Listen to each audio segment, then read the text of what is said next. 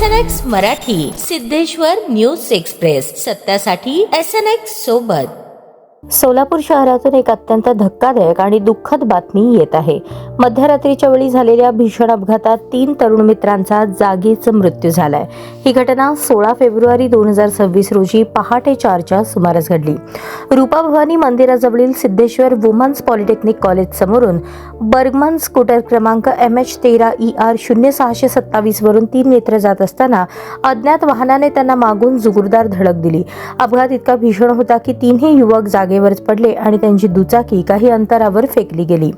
नागेश प्रकाश गवंडी वय 27 राहणार रविवारपेठ, रोहन अशोक कोरे वय 23 राहणार श्रीशैल नगर भवानीपेठ, बसवराज सुनील चंदशेट्टी वय 25 राहणार शेळगी सोलापूर असे मयत 3 मित्रांचे नाव आहेत।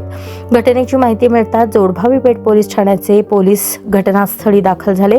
तिघांना तातडीने श्री छत्रपती शिवाजी महाराज सर्वोपचार रुग्णालयात दाखल करण्यात आले, मात्र उपचारापूर्वी तिघांचाही मृत्यू झाल्याचे डॉक्टरांनी घोषित केले। नागेश गवंडी टोल नाक्यावर नोकरी करत होते। त्यांच्या पश्चात आई, बहीण, एक भाऊ आहे। रोहन कोरे फायनान्स क्षेत्रात काम करत होते।